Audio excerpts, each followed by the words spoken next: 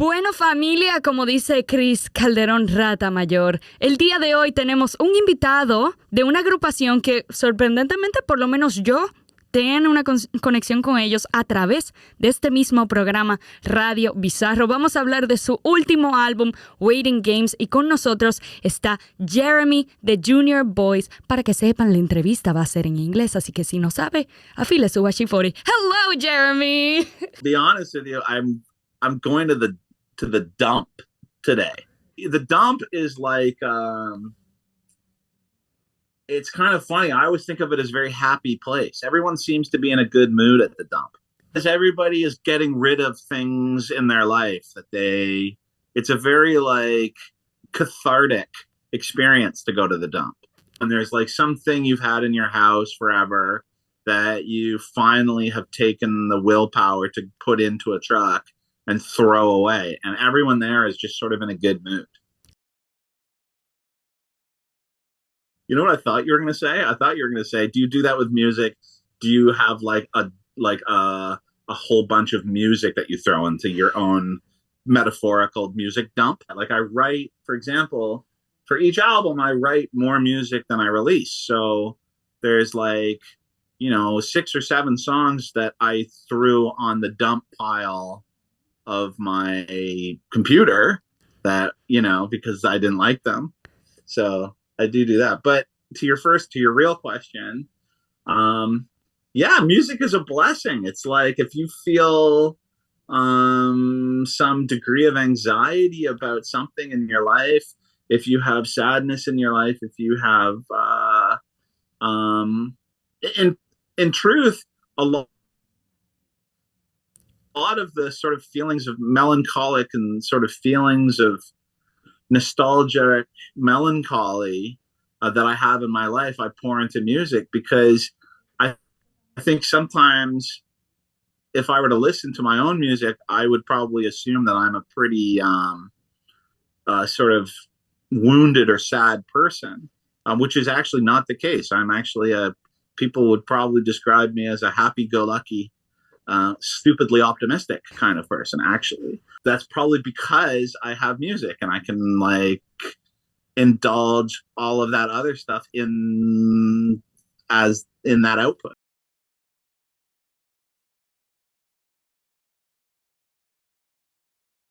Absolutely. So basically, no, it's funny. I'm producing a record for someone starting next week, and I just had a pre-production meeting with them, and we were just talking about this album that they want to make, and I was like, well, just make a whole bunch of songs or demos that we'll go through, and you don't have to work every song. You can just be okay with a whole bunch of the material just not making it.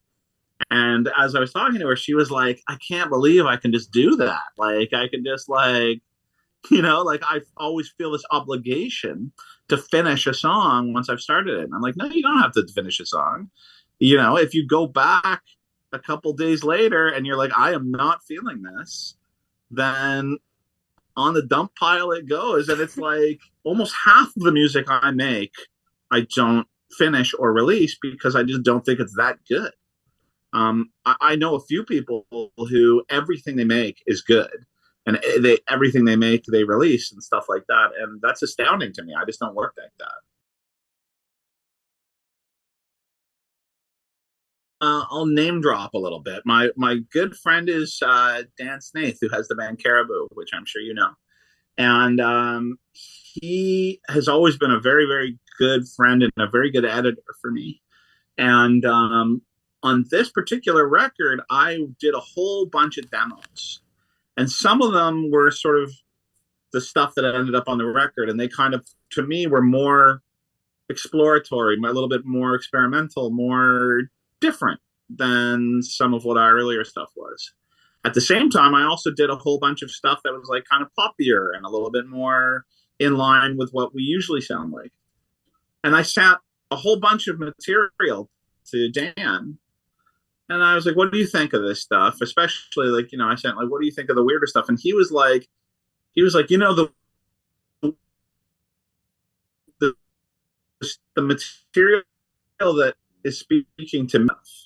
The weirder stuff, the quieter stuff, the more experimental. It's like, you should go all in on the experimental side. And I was encouraged by that because I was like, that's how I felt. That's where my heart was at.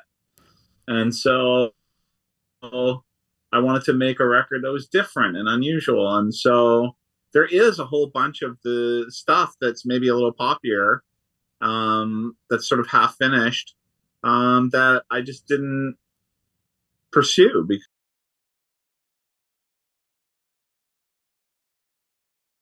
most of it was written during the early part of the pandemic, actually. The reason why it took a long time to release it, because first of all, I wrote it in like 2020. But then it took a really long time to mix it because I went through a very long process during the mixing, which was long for technical reasons, but it was. And then once it was finished, then it took a long time to get it made and to have it released, because the release schedule with the record labels these days is very, very long. So all in all, it took like 3 years to basically write, record, and and get the album released. Well, it was ready to be released about a year ago, but it's just that it takes a long time now.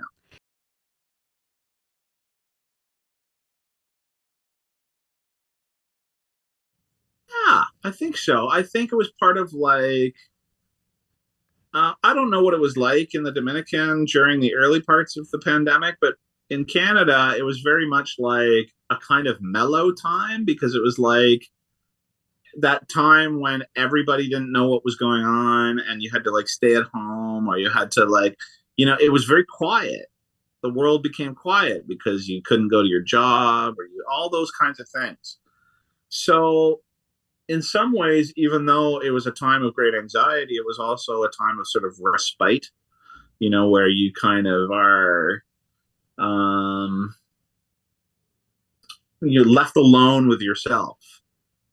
And so a lot of the album is tapping into that kind of energy. That's why it's called Waiting Game, because it's like about waiting around. The world is going to restart at some point, but for now, it isn't. And I didn't want it to make a pandemic album, in the sense that like I didn't want to make some comment about the pandemic or about global politics or something like that. Like I didn't want to be part of that conversation particularly, but I did want to make an album that reflected my reality, which was just waiting around.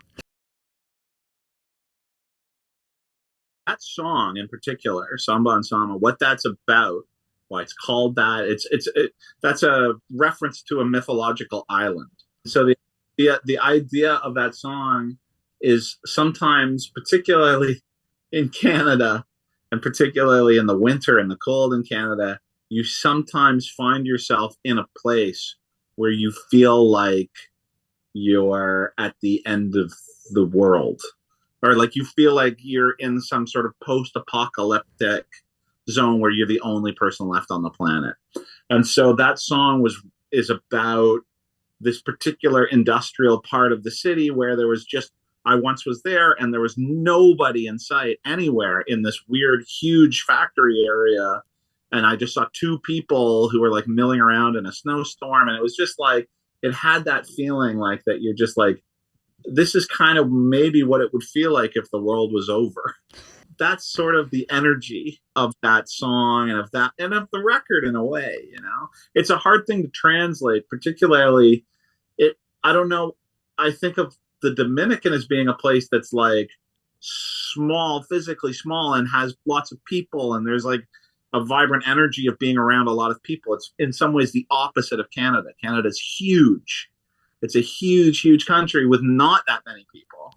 So, so it's a different kind of feeling, but hopefully it translates in terms of being about solitude and about being in an island of yourself.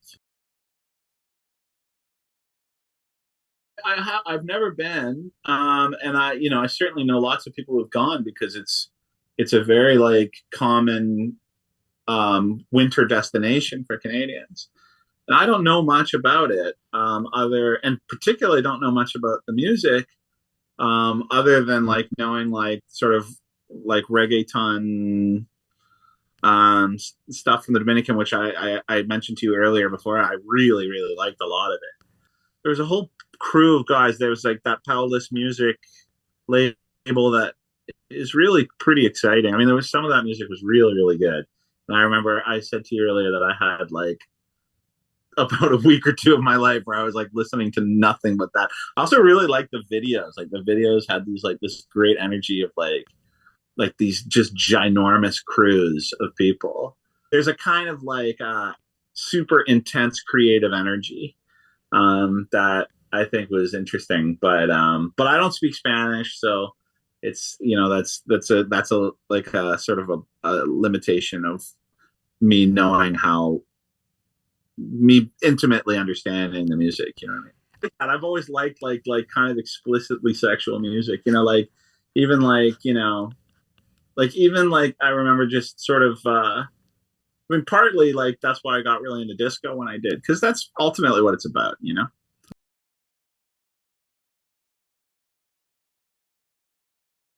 We had this one experience. We did a tour once several years ago where we had played several times in Mexico, and we played uh, in Mexico City a bunch of times, and then we played in Guadalajara in Mexico and in Monterrey. And those shows were always like really, really special. They were like there was just this crazy energy, and we were just figured like this is just what it's like to play Mexico.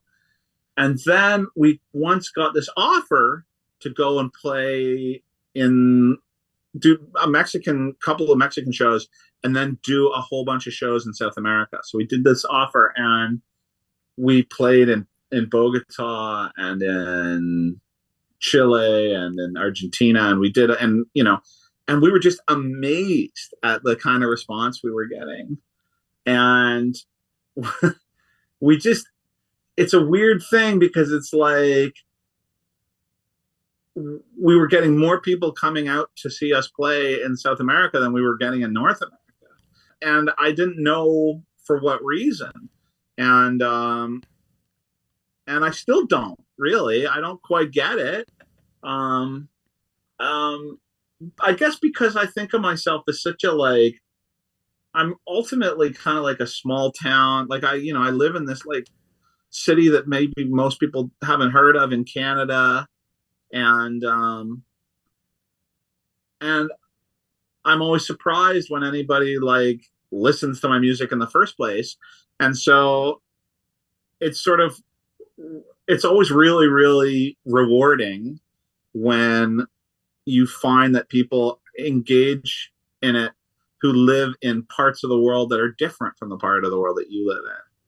Because it means that I don't know, that you're tapping into something that's like a little bit more universal and less parochial than you think you are. So I would love to. I mean, I just previous to speaking to you, I was speaking to a journalist from Mexico, and I was saying how I would like to um, do another couple of shows in Mexico and surrounds. I would definitely not say no to going to the Dominican Republic. So such little amount of time in the Caribbean in general. Like I've been to Cuba and I've been to Barbados, but other than that, I haven't really spent any time in the Caribbean. And I really would like to. Yeah, I would love to spend more time.